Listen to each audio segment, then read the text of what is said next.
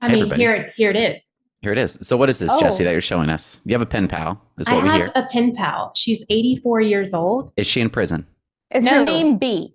Okay. no, her name's Mary, and Mary, she's okay. lovely. Okay, I love it. I love it. Yeah, she's You're lovely amazing. if you're 84. Okay. So how did you meet said Mary? Is Mary Um, real? I'm questioning. I'm skeptical. I mean, she writes like an old lady, so maybe. That's fair. But Cursive I met handwriting. her. Yeah, I Mhm. met her through my Bible study. We did like this service Okay. project where we Cool. sent happy mail to retirement communities, and she likes to write. So she asked me if I would be her pen pal, and we exchanged pictures and stuff like that. So she's Okay, amazing. that's precious. I know, isn't it? You She's amazing. might end up with a house out of this. You might be in her will. This is an investment strategy, right? Get 1,000 pen pals that are 80 or older. Be really great friends Andrew, with you're them. terrible. Farm I that out mean- to someone else, and this is how you end up with being like, who is this Jessie from South Carolina? And all the family's like, forget this person. You're like, hi, I'm here for the keys. I think there's Andrew's a like country making song a about that. Hallmark. He's making a Hallmark movie. It sounds out like of a it. movie. Like- Who's going to do this movie? But pen pal. Well, I'm glad that's a real person. I'm like, there's no Yeah. way this is real. Yeah, Kind of thing. true story. Are those the only stamps you buy for your pen pal? No, I have an old soul, so I write Okay. letters to my friends all the time. Interesting. Another true story about me. You know must have what? good handwriting too, because I don't. They wouldn't know what I was writing. Be an There's issue. a lot of power in a handwritten thank you note too. Okay. It's a lost art form, and when you do it, a lot of power in that. Right. Against, it would be a negative maybe for me. They'd be like, oh, look at this. Is this a second grader maybe learning how to write? Wow. This child. Bless their soul. Oh, it's Andrew. Oh, God. Don't trust him anymore. Okay. That's amazing. Well, let's get started. Welcome to episode 287. I am the ad doctor, Andrew Peak. With me today is Beth Russell and Jessie Suggs.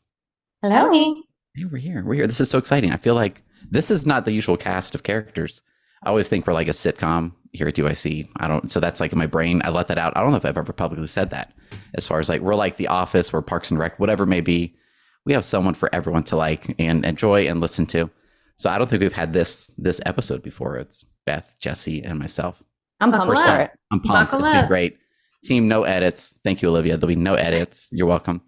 So let's get started. Story time. I'm already talking, so I'll do mine. It's quick and easy, I think. So in the plaza that the gym that I go to, that I also happen to own, there was a coffee shop, and it was okay. They had really good ingredients. They got local roasted beans like twice a week. Great, but their Mhm. drinks were never like there.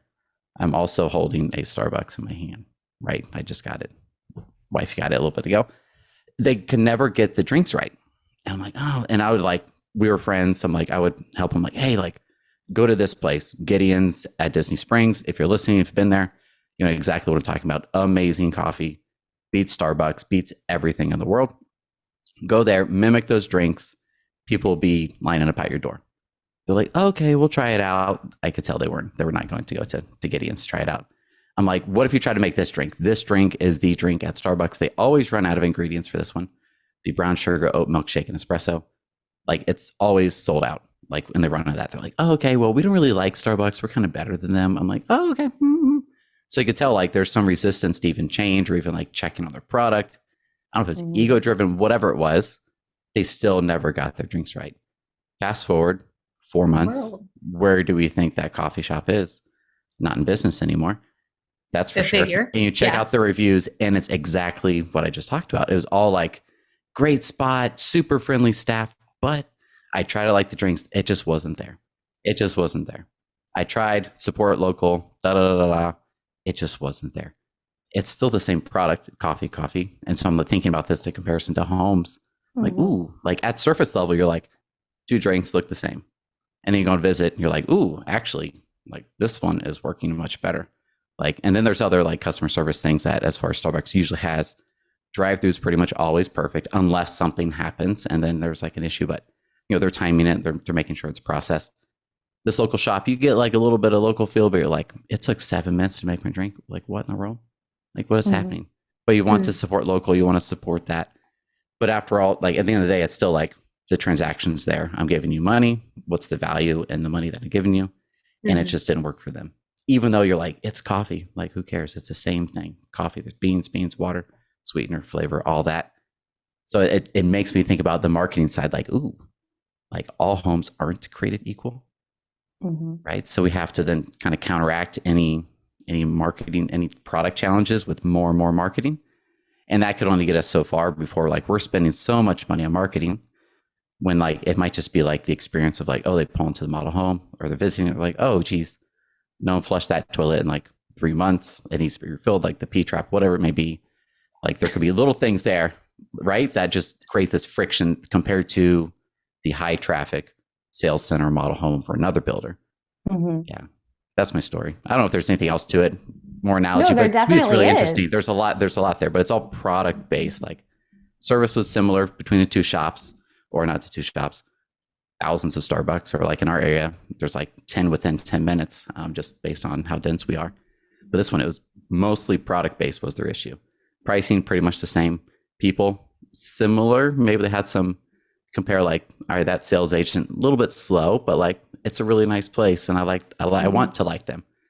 But the product just wasn't there. Well, I think what you just said is poignant, is the fact that you wanted to like them, because it's another case of people were leaving reviews, they were providing the feedback, and they didn't do anything. They just still thought that they weren't listening, knew better, and they were assuming who their demographic was. And you see it all the time with home builders, where they just assume who their demographic is and what they want in a house, what included features they want, what price point they want, what they deem as affordable.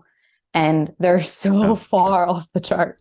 It's like, just listen, like they're there to tell you, especially, I mean, the reviews is kind of like the final, like this is, I'm writing the review because I probably wasn't super happy with the experience.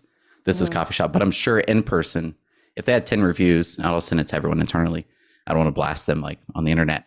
But 10 reviews were like kind of negative. They were like three stars. So they're being nice. They weren't like, it wasn't a terrible experience. I'm sure there was probably 2, 3, 4, 5x in-person conversations like, oh, how'd you drink? Oh, it's okay. It's almost there. It's good. Or maybe people are too shy to actually give real feedback. Well, they hadn't noticed something wasn't clicking if they're not getting the profits and they can't stay open. And they weren't just people. Yeah. And it's like, that's on the marketing team, but also, I mean, from a home building standpoint, Jessie, like the online sales is the first point of contact for our customers. They're constantly receiving feedback. And this is something that we're always talking about on the marketing side, is the importance of understanding the feedback that your sales team, what they're receiving and what they're hearing are the actual hurdles in the people moving through the funnel, because that's going to tell you a lot about how you're marketing, what information you're presenting, and who your customers actually are. Yeah, I mean, it's honestly crazy that people are giving feedback and they don't want to hear it, or they don't do anything about it, because I mean, there's like peer groups and things like that pay people to come in just to give their feedback on their product so they can better it. And so I see why they're out of business. And taking it back to the home industry, just like you said, Beth, online sales specialists build that rapport in order to get that valuable feedback.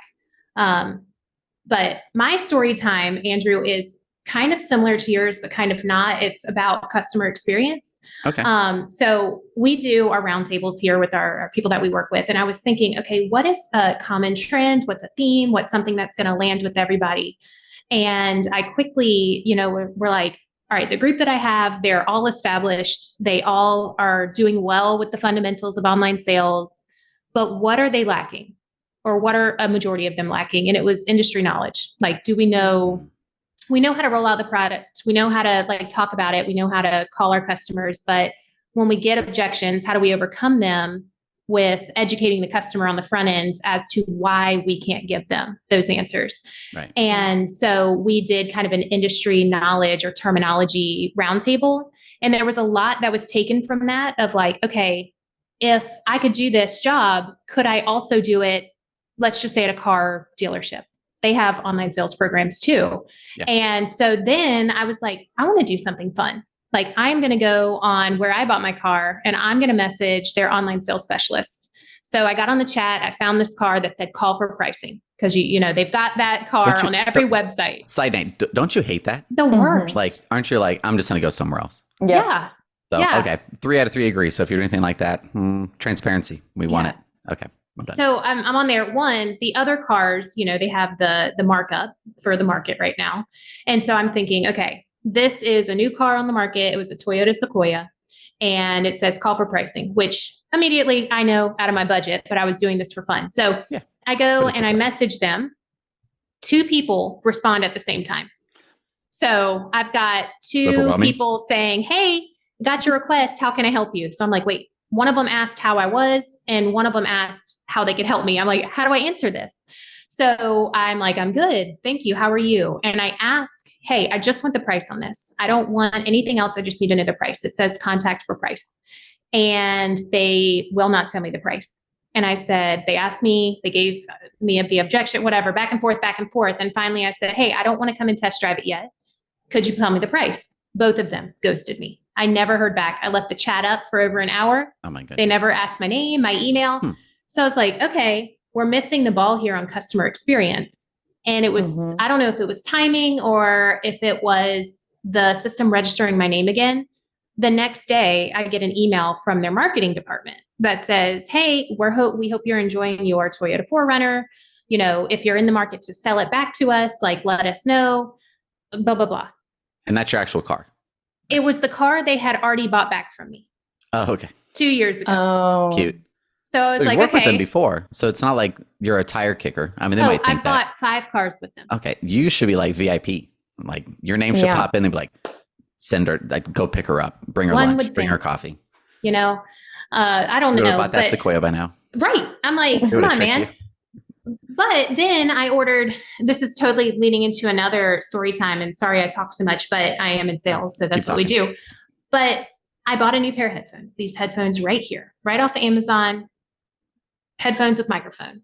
I asked Amanda, I said, Amanda on our team, what headphones do you have that are comfortable? She sent it to me. They're $15. I mean, cheap headphones. Yeah. They came overnight. So I ordered them yesterday. They were in my mailbox before lunch today. I go to put them on and out falls a handwritten note from their company.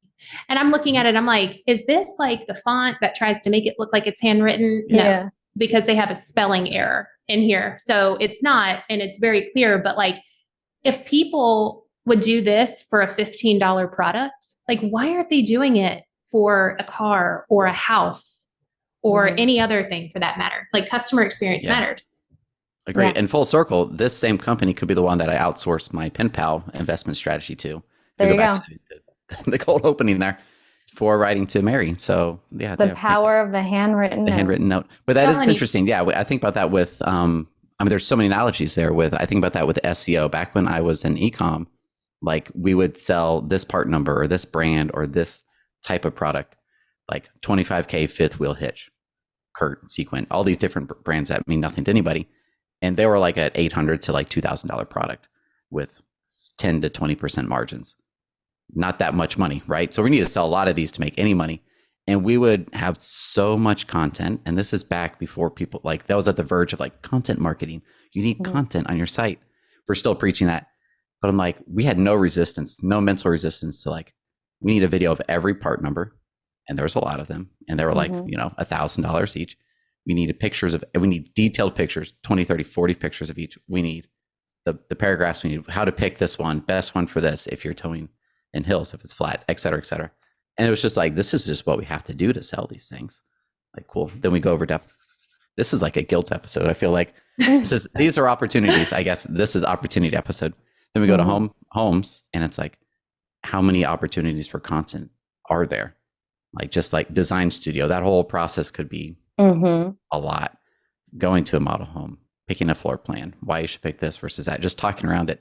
And I think the biggest benefit of that is you get to set the tone and educate. And then therefore, when everyone comes to you or they make the appointment through your online sales program, they've already been, quote, indoctrinated with what you say is the truth. And so they're just already bought in. The car dealership, if they're if it says call for pricing, here's the reason why. And they could sell it probably better than these one-on-one conversations that happened all day long. And you'd be oh, totally understand that. Positive experience. I understand why it says call for pricing. Very hot, in-demand products, cars, et cetera, et cetera, et cetera. We don't publish pricing because there's a market rate adjustment. And for whatever reason, I don't know the reasons why, but they would sell it well. They get to control the conversation on there. And it's Jackie, crazy. In cars, people are selling the exact same product. Yeah. You've got 2 cars coming from Toyota. In home building, you've got 2 different products coming from 2 different builders. Completely different. Yeah. So there's even more of an advantage on that. Jackie and I were just having this conversation that it's like people are forgetting the purpose of marketing and the purpose of like, we're supposed to dangle the carrot and get them interested, get them through the door, quote unquote, And I think it kind of relates to that, like the content marketing. We can't rely on the same things that we've been relying on in this market. And we're kind of losing our way a little bit on the marketing side. And it ties into my story time of, a big topic right now in our market is incentives. Everyone is running an incentive because we have the ability to do so. And it's helping get people through the hurdle in their sales funnel. But like, it's not our job to overcome the objection. And so in our marketing, we're constantly overcomplicating it. And we're overcomplicating our incentives. And it's gotten to the point where we're working for them instead of letting them work for us, which is what we should be doing. And we had this moment with a builder a couple of weeks ago where Jackie and I had that conversation with them. And it was like this light bulb just went off because I don't know about you guys, but I am getting incentive fatigue. Like I'm tired of it because every single week it's like limited time only, 5.99. Like it's like, the same thing. If it's every single week, it's no longer limited. And so we need to simplify it and just say, this is the incentive we're running. Learn more about it. This is how you save 10,000, 20,000, whatever it is on your house. And then leave the rest up to your sales team, but just give them enough. Simplify the messaging so it's not overly complicated for your consumers and just get them through the door. Get them through the door. Especially, I think the incentive, there's some brands that I shop from, they always have an incentive. And so after, I'm curious what number it is for y'all. If you're interacting with a brand, home builder or otherwise, you go to their site and you're like, oh, incentive, promotion, whatever. Cool. I'm not ready to take action right now, but awesome. They do incentives. And then it goes away. You're like, oh man, I should have acted more quickly. Then another one pops up. You're like, oh, good. I got lucky. Like they got another incentive. Cool. You're still not ready. It goes away. Then a third one pops up. To me, it's number 3 where I'm like, oh, there will be another incentive. Like if I don't like this one, I'll wait for another one. Or if I'm not ready, I'm just gonna wait for the next one. Even though that, that could be naive, assuming that. But after a while, I think you could end up stressed, especially if it's like email marketing incentive. June 15th, last month, it was May 15th. The month before was, April something. Like, I'll just wait for the next one. So you just we're being trained by the different brands and companies we interact with as far as how they run their incentives. And what you just consumers are paying attention. Yeah. Even if they don't click or engage or comment. They're noticing what you're doing. It's the same. Like I don't buy anything. Most of my clothes are from J. Crew. I'm like, it's like the only thing that fits me because I'm such a freakishly tiny human being. And so like Oompa Loompa and Willy Wonka? Just tiny. I'm just fun size. So it's like the only place that fits me, but I know their sales pattern. And so I wait, like we were in the store, even it was a factory store, and Berkeley saw this dress that she really liked. And I was like, let's wait. It's full price now. I know it'll go on sale. And then like, what do you know, 2 weeks later, I get an email that exact dress was like 70% off. And I was like, click buy, like, thank you. And there's certain things, like I noticed a pattern where certain products will only go on sale once and then they'll sell out. Yeah. And so I'm just noticing this retail pattern, the sale pattern, and I know when to buy and when not to buy. And it's the same thing with houses, appliances. Appliances are going to go on sale Memorial Day, Labor Day, and you wait. Yep. Or you give your information. Yeah, I want to know more about this incentive or this deal. And then going back to retail, I'm like, okay, I want to know when your activewear is on sale.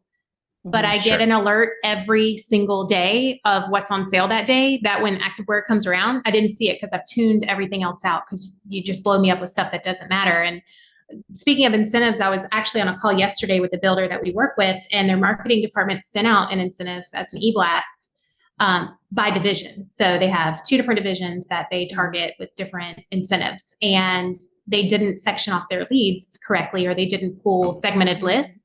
Mhm. So the lead got, okay, we have this incentive, rate buy down for 3.99%. And then 2 hours later, they get the exact same with just the digits changed. It's like, we have this incentive, 4.75%. And if I'm in the It's a little division different. that Yeah. only has 4.75, but I see 3.99, you're not getting a house from me if you're not honoring that deal. Like Yeah, that's a challenge too, is when you have it in writing and you send it Yeah. out and you're not definitely. thoughtful. Then they have to really go like, well, let me show you how all this works and why we actually cannot do 3.9. Yeah. And then that's it's a good conversation to have that like builds trust, but they're coming in from like, I don't believe you already, Mhm. which I think kind Yeah. of fits into the line of, and then I think we went through incentives like pretty good as far as if you say limited and Mhm. sales is like, hey, I don't know when this is in. We bought this amount of mortgages to have the rate buy down. Like, I don't know when it's going to end, but like things will go quickly. You should really act now. I'll give you a call tomorrow, follow up. Like, let me know, but we really need to get this thing moving. Okay, I understand. Like, no, I'm not joking. Like, really, like last time we ran this, it was like just days it ran out. So you're trying to push urgency, but there's like this fine line. I'm not a sales trainer, but I feel like I'm talking like I pretend I am. Like you're eroding trust as far as like if that goes backwards and they're like, oh, it's 2 weeks later. You said this thing was going to sell out, like that the incentive was going to be gone, Mhm. or it's gone and like a week later it's back. I'm like, I don't trust Andrew anymore. Like he told me it was going to be gone, and sure enough, it's here. He's just trying to get the commission, which you already know that anyways. Yeah. But like the evidence of that, you feel, well, ick. You Yeah. get the ick from that. You're like, ugh. Yeah. Yeah, those messages have a ton of power in them. And that's why it's so important that you have those open line of communications amongst the marketing team and the sales team so that everyone's always on the same page of like what the expectations are so that it doesn't derail like that. And if you're changing it week by week, then it's impossible for like no one can you follow can't act that. on that. Yeah, you need time to act, especially at home. It's not the J Crew dress where you could like change it up every now and again. Yeah, Like people exactly. need a plan. So perfect. Well, let's go on to the news. And Jessie, I'm going to let you take this first one because it's definitely your territory. If you're ready to cue this one up here, by our own Amanda, the power of identifying the one in online sales. So, Yeah, Jessie, well, you lead this one. it's funny that we're talking about urgency because that's really what this entire article or blog is about, is really tying in a quote from Kevin that she heard on a podcast, but also an experience that she had recently getting a new cat. Like she's like, I don't really know if I want a cat. I don't know if I need a cat. But after she spoke with the person and after they helped her like find the right one, meaning if you're an online sales specialist, you're having this conversation and you're not saying, okay, well, I see that you're interested in this community. Let's have you come out. Mhm. That's great. But if you get them set on the idea of one particular home or one particular lot or floor plan, it adds that urgency that without having to seem like you're adding urgency of like, oh, what if it's sold before I have the opportunity to get out there? I better go ahead and schedule that appointment. So that's really what this whole thing is about, is just the transfer of emotion of selecting one, having that customer buying into the idea of owning that one. And then when they come out, having the on-site know the power of their desires to have that. And so you'll see that she ended up with a new cat because they said, it sounds like this cat has the perfect temperament and is like exactly what you're looking for. It'll get along with your cat. And we've got someone else looking at it. So, and she's like, oh my gosh, are you kidding me? I want that cat. I'm coming to get it. Yeah. And they got rid of the cat. You have FOMO, and they're not even like someone else is looking at it, whatever that actually means. So open for interpretation, like it's your own urgency. Right. But like, yeah, that you don't even have to be super salesy with that as far as there's only one. There's one home site. This is one you really like. Yeah, it has really nice views. You want to look at the other ones? No, not really. No, I'm okay. And you're like, oh, so this might be the one that you really like. Yeah. And so they already, in my opinion, you don't even have to push it. Like they already know. Like there's one. This is the only one. That was our experience. We bought the single home site on the very end. It did have the highest premium, but at the time I was like, this is a big premium. After the fact, I'm like, it was actually very low. Like, it was only $15,000 for the. I think it's low. On the very end, we don't have a neighbor north of us. Really, there's only 2 houses in the whole community that don't have neighbors on both sides. So, and the other side has they're right next to the gate, so it's busy on that end. So we have the quiet end. We have an extra 30 feet past our house. Everyone else, they're 40-foot lots. So we have almost an additional lot next to our house. super cool, all the privacy, whatnot. But we already knew, That's- like, that's the only one. Great. Well, Yeah. they say like, something's worth what someone's willing to pay for it. Like Mhm. that's, my husband says that all the time. Like it could be very valuable to you and somebody else doesn't care about it. It's the same thing for a lot. Someone might say, well, you're crazy for paying that amount. But because it has exactly what they want and it's the one, they don't care. They I'm want like, to y'all have are it. crazy. Your master bedroom is going to look like into the loft of someone else. That's weird to me. Like, I'll gladly pay 15 grand and not put that into the other people I talk to. They're like, oh, I'd rather put that money into like design selections. I'm like, oh, okay, that's interesting. Like, we're just like I'm hedging my bet that the location and the community with our lot is actually a better investment than putting in, I don't know, 10, 15 grand into selections that will be outdated when we go to sell, whatever it may be. But land, that's not a commodity. That's what got us on our house. Like, I mean, minus the fact that the house also checks all the boxes in terms of the rooms that we were looking for, which is really hard to find, I guess, in Georgia. It was the lot itself was exactly what we wanted. We didn't want to be like right up against our neighbors, and it backs up to the creek and has all those beautiful trees. Oh, I think you put that somewhere on a story. Yeah, it was on Instagram. Pretty sweet. Yeah. Yeah, it's awesome. Mike is like so pumped to get a hammock back and put a hammock right outside our bedroom where that door is and lay out. See that? I mean, that's going to be heaven. So that is your little resort in the evening. Like, we're done. The day's here. We're on vacation. Awesome. So the next one up is by Sarah Simmerman on our team, Home Builder's Guide to GA4 Engagement Reports. So Sarah's been writing some articles for Google Analytics 4, which when this is published, we have like another week or so before Universal Analytics data will stop flowing to your Universal Analytics account. For all those like scratching their head, like what the heck does that mean? The analytics that we've all been using for years and years and years is sunsetting, or it'll be gone. Like, it will not receive any new data after July 1st. We have to now be in GA4, or the fourth version of Google Analytics. So these are just great how-to guides that Sarah has put together that are on the site to walk through all the different reporting. Just think of it like a lot of people, I think, have some anxiety or stress over it. Just think of it like it's a new car. We're going from our old car to our new car, maybe from a mid-size SUV to a truck. It's going to feel different, but after like a week or so, you'll be used to it. It's no big deal. We have new features, new safety features, but you're like, oh, I used to have like actual buttons like on my old car that I liked. I could drive and just like touch the buttons. I knew was happening. Now we have the touch screen. So there's some usability things that are challenging. I don't know about you, but like I miss the buttons, like the touch screen. How do you like, Beth, I think you have a Tesla, like turning the AC up. Like I just want to turn a knob, turn the AC up. Yeah. That I think you have to like tap. I didn't learn how to use it until like 6 months. It's not my car though. Like I don't drive it on the regular, but like I found out that you could like move it and change the direction. I was like, what? So there's all the, so it's like you still have to learn it, and maybe it's a little clunky at first and get used to it. So it's probably more of what you're used to, but yeah, no big deal. Check it out. It should help you go through those engagement reports. Engagement reports being what do people do once they're on your website? How are they engaging with your website? And I think it's important that people take the time to read these, because one of the things that we keep talking about, Andrew, is that it's not a 1-for-1. Like UA to GA4 is not a 1-for-1. Your data is going to look different. The way it's labeled is different. The pathways are different. And so take the time to learn because she makes it really easy. She gives screenshots. She walks you through step by step. Take the time and like do that, because if you're expecting to see the same thing, it's not going to happen. It's not going to happen. I guess it might be more comparable going from gas to electric. Like it's the same, but it's going to be a little quirky. Numbers are different. Some of the metrics are definitely changing. You just have to learn them. Like just like any other, I like to give marketers a hard time. I hold us to a very high standard. Like just like a trades person, say they're in framing. I'm gonna make an idiot of myself. There's different hammers, right? Someone that's working in drywall is not going to use a framing hammer. If they're using XYZ, like there's different weights, there's different material, there's different like angles to shapes, all that matters. They know exactly what tool to use.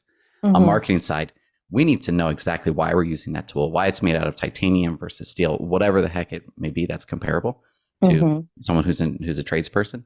Like we should know exactly every detail of it as well. Like we aren't just like, oh, I don't know, it's confusing and hard, I don't have enough time to understand the metrics. I think that's like just like a excuse. Like, but that's me holding everyone to a higher standard. which I think we could all meet. So if there's any guilt in that, there should be a little bit there, because we're more than capable of understanding every little detail of analytics. So perfect. On to our next one. Ooh, this is fun. I think you really like this one, Beth. The U.S. we had housing a market. long conversation about this one. We did. It was. I even used ChatGPT for some help on it. The U.S. housing market is missing 320,000 affordable homes. Beth, you're passionate about this one, so you're going to take it. How do they arrive at 320? What does affordable even mean? Because that's all over the place. I think it's really important. It is really important because, we're really leaning away from utilizing the word affordable because it's become a very emotional word. And my favorite thing about this article in particular is that it defines affordability. It defines what you can actually afford at the median household income. And it also compares that to what you could afford at a 6-figure income. Okay. And so that part's really cool because people I don't know, I think it's sometimes affordability can mean something to one person versus another person. And it might not even be tied to your income. It could just be like what fits comfortably into your life. And so they're defining affordability based off of the median income that they used of $75,000 a year. And I think that is a dual income. So it's like a household income at that amount. And it's saying based off of that income, we are short 320,000 homes on the market for what affordability is at that income. So it's all averages, U.S. averages. So like the median income for your market will be different, which will then change this number. So it seems like I'm reading an article here. The market is missing about 320,000 home listings valued up to 256,000, the affordable price range for middle income buyers or households earning up to 75,000 per year. So then adjust that for your market. Like if you're in Huntsville, Alabama versus Miami, Florida versus Pittsburgh, PA versus Columbus, Ohio, the medians will change. So that is what the word affordable means, median and median. What's interesting is there's the builder, I won't name their names, but they went a bit smaller. Jessie, I believe you know this one, much smaller in their floor plan size to go under 200K, which is insane. Like when's the last time you've seen like from the upper 100s?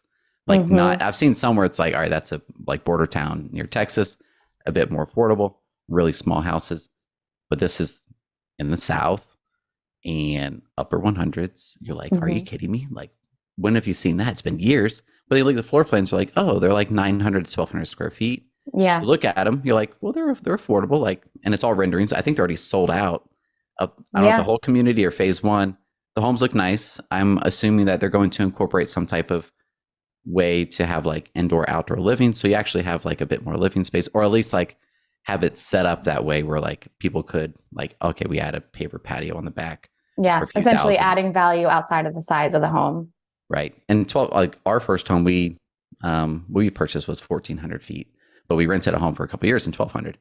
And depending on the floor plan, like that seems like that's like, oh, that's tiny. Where we're used to seeing like 2,000, 24, 2,600 square feet. But like a properly designed floor plan, like where like they're not putting all the square footage in all the rooms.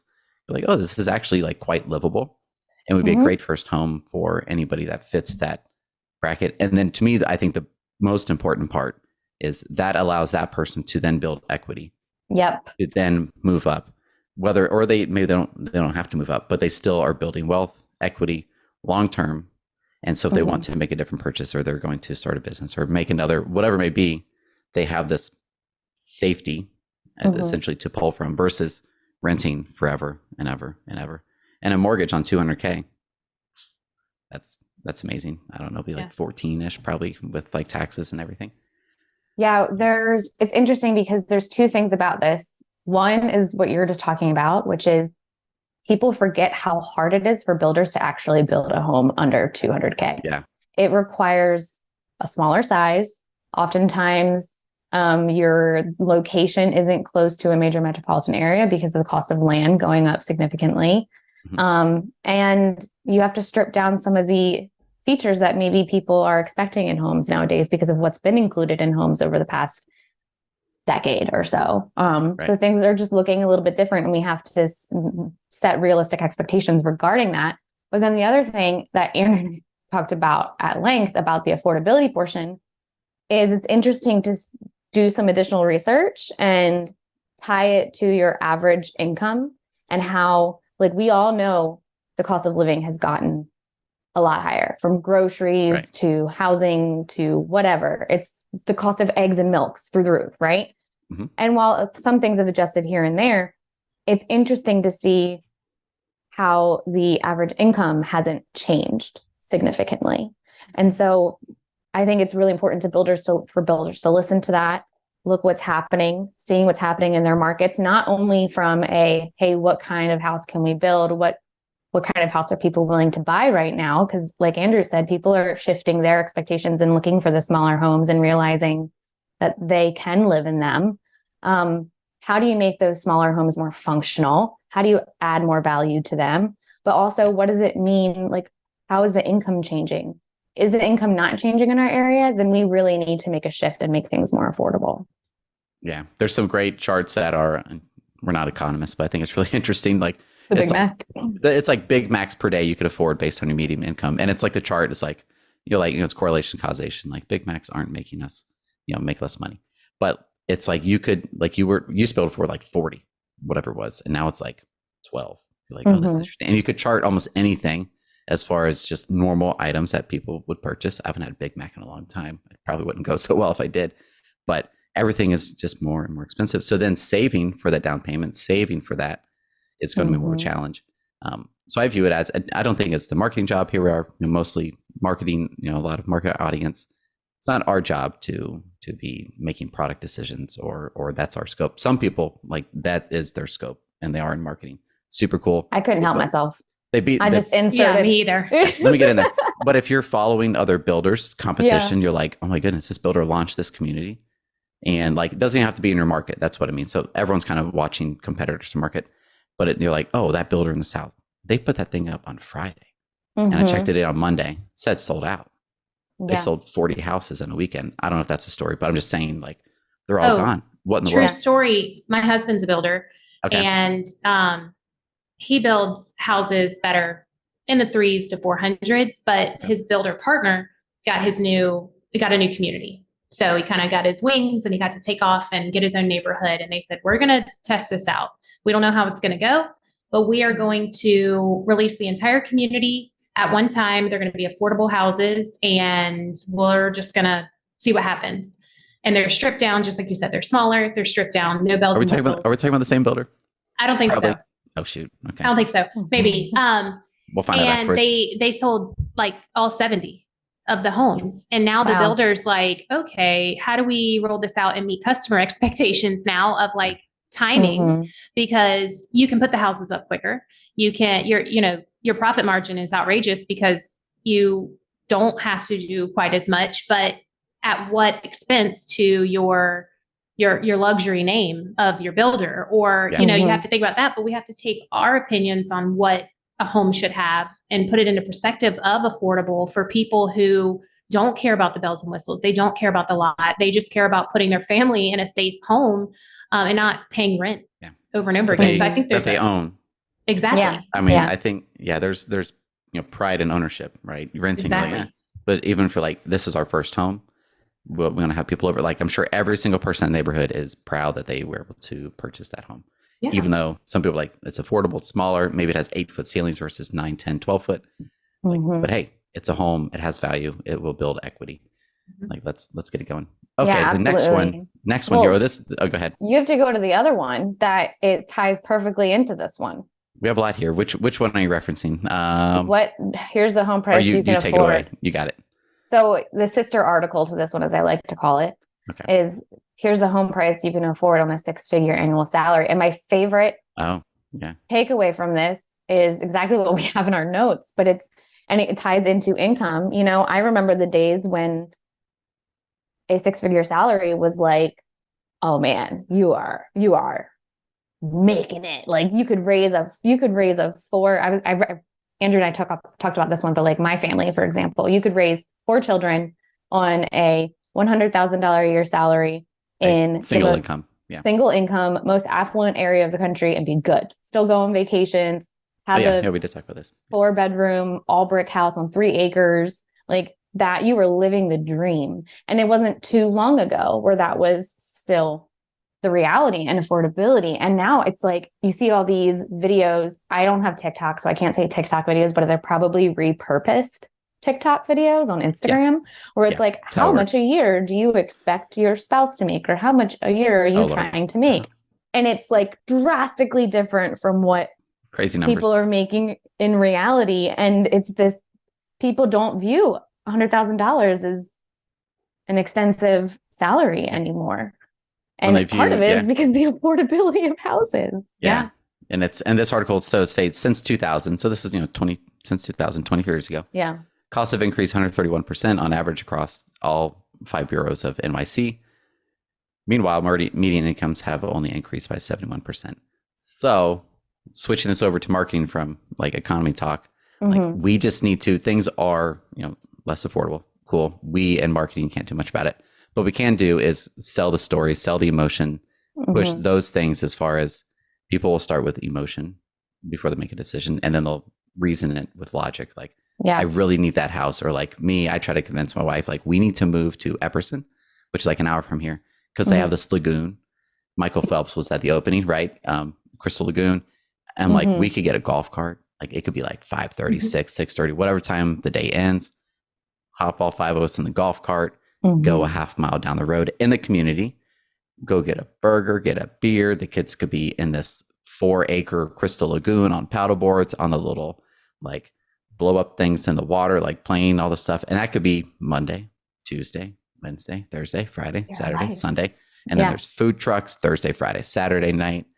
I'm like, what? Like, this is like vacation every day. Let's like, why would we do that? It was all emotion based. It'd be more expensive. We'd be farther from family, but like our life would be a vacation. And that's the thing is you have to think about, like, as a marketer, you have to think about these realities to understand how it impacts your customers and how you need to sell them differently. Like you said, like really focus on the emotional aspect of it, really add the value in other areas, or understand that maybe because of this, proportionally, people are having less children. The families aren't as big. They need to find affordable daycare. They need to find, like, what is the education like? What is all of these other factors beyond just housing is it's a part of their life in terms of affordability. And you have to think about those things both from selling and as a marketer. 100%. Yeah, I was going to say on the sales side of things, you've got to, if somebody does inquire, like if marketing does all that hard work and they get somebody to have that idea and that dream and they get into it and they start to see the numbers and the fear starts to creep in, it's the online sales and the sales specialist job to determine, is this an objection or is this a condition? Like, can they truly not afford this, or do they just not want to pay this amount? And that's part of uncovering that in the rapport building conversation. That's why online sales have that superpower, is they get to break down those barriers that maybe they wouldn't feel comfortable sharing with an on-site. And then there's this fine line of like, do we send out qualified leads or do we just get the feet in the door? And so some things people have been talking about, especially since interest rates are rising back up, that's an objection that OSCs are hearing again, is, you know what, like, leaders have to set proper expectations for their sales team to say, hey, you can't expect 1 out of every 4 appointments set by online sales to write anymore because they're just sending them out. But having the conversation of, look, interest rates and pricing are irrelevant if you don't love our home and you don't love our product. Like, that's just how you start things off to pick up the momentum that marketing has worked so hard to get, to continue them through the funnel. So exactly. I think it was last year, and then we'll go on to the next article. Was that Brian from Abrazo? He's like, marry the home, date the rate. I'm like, oh, that's good. Maybe someone else said it. I don't know, but that's the first time I heard from him. I'm like, that's good. Not that there's a guarantee of the rate changing, but if you don't want to marry the home, and that's going to be, I think the average time you're in a home now is like close to 12 years, likely influenced by rates and affordability. So it will be longer, but like 12 years, like that's a long time. That's that infant that you just had, and now they're 12. So they're what, like probably 7th grade. Like, to a parent, you're like, oh gosh. That's like my child's at puberty now. What in the world? Like, that's forever from now. And then they're like, that's a long time. Like, I'll have to, like, I'll be taking off the doors to their rooms at that point. They'll be in trouble. There'll be a timeout. They'll be like, all that stuff where you're envisioning like my kid will be like a human. Now they're just like this little thing. So fun. On to the next one from 9to5mac.com. iOS 17 automatically removes tracking parameters from links you click on. Ooh, this is now we're nerdland. I like it. So the example shows, example.com. It gives you a click ID and a campaign UTM URL. Lots of nerd stuff I just said there. So what Apple is wanting to do is just make things more private. That will strip away the ability for an advertiser or an advertising network to personally identify, even though it will be anonymized. So it's not like Andrew did this. It'll be Facebook user ID 1, 2, 3, 4, 5, 6, 7, 8, 9, 10 did this action. They're trying to strip that away. Or if you click a Google ad, there's a Google Click ID, GCLID, Google Click ID. They're going to strip that away, or the Facebook Click ID, strip that away. All these other things. But what I need to get more clarity on. It looks like it is going to only automatically be activated if you click a link from Mail, if you're using the Mail app. I've had an iPhone for forever. I don't use the Mail app because all my email accounts are Google, they're Gmail. So I use Gmail. If you use Messages, so we all use Messages, so links from there, and Safari. I don't use, but Safari and private browsing mode, which I kind of would have expected that anyways. I don't use Safari. Yeah. I use Chrome. So I don't think this will be a huge thing as far as losing data, but it is like just another private. We're getting more and more privacy, so we're losing more and more data, which definitely makes we need to start even more so than we already have, leaning on more logic and reason as far as like, okay, I started Facebook ads today. I doubled my budget. I go into analytics, GA4, and Facebook only had a modest increase in leads. I'm not really happy with it, but overall, we had a nice jump in leads. Well, where did those new leads come from? The only thing that changed was Facebook. Facebook showed, say, 5% more leads. Other sources showed like a 20, 30, 40% increase in leads. So one would be like, it's not working. Facebook is, that's a waste of money. But those leads came from somewhere. And so you need to do that enough times where you build trust in it. Because at first I'm skeptical. Here I was saying that Mary, Jessie's pen pal, is not a real person. Real. Wasn't real. Who knows? I'm still not convinced. I'm just kidding. I'm sure she's a real person. I'm sure she's a sweetheart. Bless her heart. But we need to be, we do need to be skeptical, but at some point, we don't have as much data as we want. The number of conversions and leads that we have compared to, say, e-commerce, significantly lower. So we just have to have a lot of that logic and principle-based thinking to support our decision-making, especially when it comes to shifting budgets from Google to Facebook. We really need to be sound in our principles and why we're going to make that decision. Jackie and I just had this conversation because I did a market-proof algorithm training the other day. And when you're analyzing the data from that, it's easy to say, oh, we just need more leads. Let's just run an ad so I get more leads. But you have to dig deeper than that, y'all. You have to be like, okay, this community, does it sell more specs? Do I need more specs? Do I need to push? Should I feature only inventory, or should I feature inventory and the ability to build? Okay, or look at my last sales that I did have in this community. Were they spec homes or were they to be built homes? Okay, well, let's go that route because clearly that's working and what the demographic wants in this community. So you have to dig deeper and think about, it's not just, oh, run an ad and get more traffic. How do you get them there? What kind of people do you want to send there? And then kind of let it do its thing from there. I want to flesh that one out for a little bit, for a second, and then I'll stop talking here. So that one is so important. I wish there was a way to chart number of spec homes available per community and have the history on that. That'd be amazing.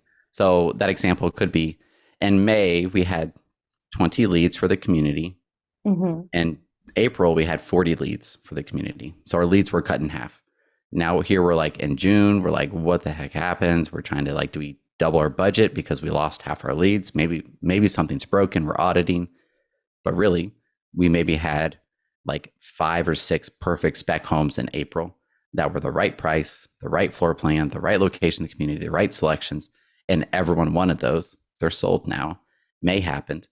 Is it marketing's fault that the leads went down 50%? I don't think so. We're now, quote, essentially it's you switch to e-commerce. I think it's easier. We're now out of stock. Of course, sales would go down. Leads would go down. We can't. Yeah. We don't want these other things. It's not my That's fault. part of the goal, like the art of setting the goals for the following month. You have to set realistic goals of like, okay, how much inventory do we have? Like you said, Andrew, historically, did we just sell out of everything, or historically have we always relied on inventory? We're really low in inventory now. We just sold through like our perfect specs. So next month we can't set the same goal as the previous month because things have changed. And so Definitely. it's not just the data, it's like the art form of using the right data. You need that context. And I think that's the best marketers I know. They know, they just know. They know their communities. They're like, I'm not really sure. Like they just know like, oh yeah, we had a bunch of great specs there. They're gone now. Now we're selling to be builts. To be builts, we kind of need like four times as many leads to sell one to be built, because interest rates, I just saw yesterday, they went to 7%. People get all weird, like, well, what would it be when I actually close? I could qualify now at 7. What if they go to 7.5? Shoot, I cannot qualify. Like I've done the math with my mortgage bank broker, whatever. I cannot afford the home at 7.5. So they're like, I'll have to wait, or they just won't. So having that context, super important. Well, what's the last one we should do? Maybe not that layoffs one. That's pretty depressing. That's depressing. But I will say, if you get time to go back to that article and read the comment section, it's lovely, because there's a bunch of people that are like, yeah, you shouldn't be tracking this anyways. And then there's people that are like, I don't want ads that aren't relevant to me. Like, please keep stalking me. Please. Yeah. I think people forget, like I started shopping for, now it's a little, I should have took screenshots. It's a little obnoxious. It's Florida. We're in Florida. It's hot. We wear shorts all the time, like year round. So I need a lot of shorts. So I'm like, oh, I'm gonna get this new style, because I usually we don't need to worry about that. Like I wanted to try a new style. No, I'm just kidding. I want some cargo, the zip off ones, so I could be ready to go. Right. So I started searching, and I'm like, I checked out a couple brands, and all of a sudden my entire feed, every ad is that, which is cool, because I'm like, oh, I didn't know about them. Oh, I didn't know about them. Like I appreciated the fact that I was stalked a little bit, but now I'm like, okay, like their algorithm needs to like taper off a little bit, because now we're going on like 3 weeks of like these like mesh print design shorts or whatever. I'm like, I'm good. Like I already purchased some. I got them in. I know which ones I'll buy next in a couple months, because I don't need that many things. The best is when your targeted stuff like seeps into your family's targeting stuff. My husband he just DM'd me on Instagram on his, like, he has like a Just for Sports Instagram account. I'm giving away his secret that he only like follows sports stuff. So he only gets sports stuff. I think that's the best way to do it. Yeah. Yeah. He loves it. And he DM'd me from it, and he's like, your stuff is targeting me. It was like real estate and like mortgage rates. You're like, well, your phone's always next to my phone. So like, that's the challenge there. Sorry, my bad. Perfect. Well, that's it for the news this week. Let's go into our current favorites. This is always a fun segment. So Jessie, you go first. A current new favorite of yours. Gosh, I have a lot of favorites, but if it's something that's going to contribute to the people listening, why not? I like my new microphone. So I have this, it's called the Blue Yeti. Okay. And not that you need it necessarily, but the audio sounds so much better. And so even for online sales specialists who are tired of having their phone up next to their head, or even just like AirPods or whatever, this is good for customer experience. So it's a cheaper alternative. Like $100, I think.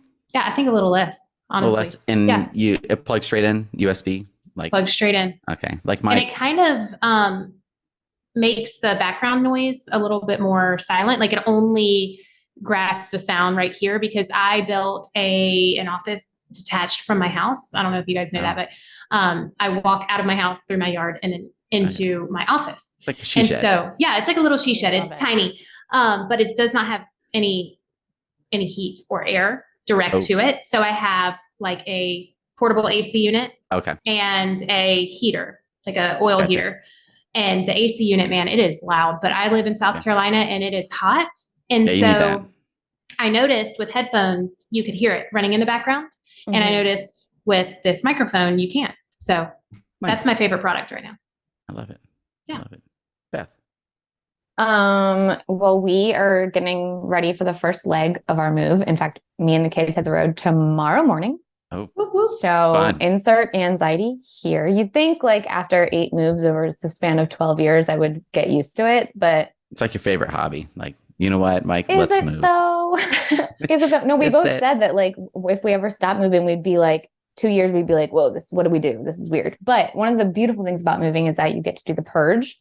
And so we just did a little bit of a purge. It was like a mini purge. So we just donated a bunch of toys, a bunch of clothes. We got rid of some old furniture that had gotten damaged in previous moves and just don't really need anymore. So it's unfortunate that we have to rebuy some stuff later, but it felt good to get rid of the old and get ready for the new. And then the other is the Crowded Room on Apple TV Plus. You're welcome. I need to watch that. Yeah, we're definitely in between shows. Usually I feel like my favorites are like food, or I'm like, oh, I found this weird show. You have to watch it. It's on Netflix or something. I don't know if I really have a good favorite this week, other than I would say, here's what's been more common in my life now that it's summer. I switched my drink from Starbucks. I used to have that brown sugar ice shaken espresso. If you haven't had it, it tastes like Cinnamon Toast Crunch and coffee together. It's amazing. And if you haven't had oat milk with coffee, it is like viscous and thick. If you buy oat milk from the store, you have to be very brand selective. Yes. They're not all created equal. My favorite is Oatly. I think that's the best one. It's thick. It's great. So make sure if you like that in your coffee, it is heavier. But we're Florida. I sunburn. Like I will mow the yard. Get my shirt off with my new shorts I just bought on. This little tiny 40-foot lot. It takes me 15 minutes to mow the lawn. It's an electric mower. I will get sunburned in 15 minutes, like whatever my skin is. So I see people coming down to Florida, like builder friends. I'm like, man, everyone's coming down here. Everyone's come down here. I'm not getting one of those little bumper stickers that are like, I vacation. I live where you vacation. I'm like, settle down, people. You're in Florida. But Sunbum sunscreen, like flawless. Oh yes. Yes. So it good. works. It doesn't. We have the kids, and like we took them to like this water park the other day at the beach. Like, I remember memories of growing up with sunscreen was like my eyes burning. I'm like, Mom, I don't want to do it, please. And this like no issues whatsoever. And like for me, like zero sunburn. Like this is amazing. Yeah. The biggest thing is like it doesn't mess with your eyes like with the kiddos. But it is. I think it's a little bit more expensive. But but the branding on it is like you almost want to pick it because you're like, oh, it's not like super hippie and crunchy looking. If you're familiar with crunchiness. And it's not like super prescriptive looking like some of the brands were like, oh, it looks like a doctor made that. It kind of fits this like in between beach sunbum type of vibe. So to me, the branding's like on point, and then it's also like it works well. So that's it. Love it. And that's it for this week. Thank you for listening. Don't forget to become a member for free of DYC's All Access community app for home builders and developers. Watch behind the scenes videos from the podcast, frequent exclusive postings, and analysis from the DYC team, access to private hangouts, and more. See y'all. Bye. See ya.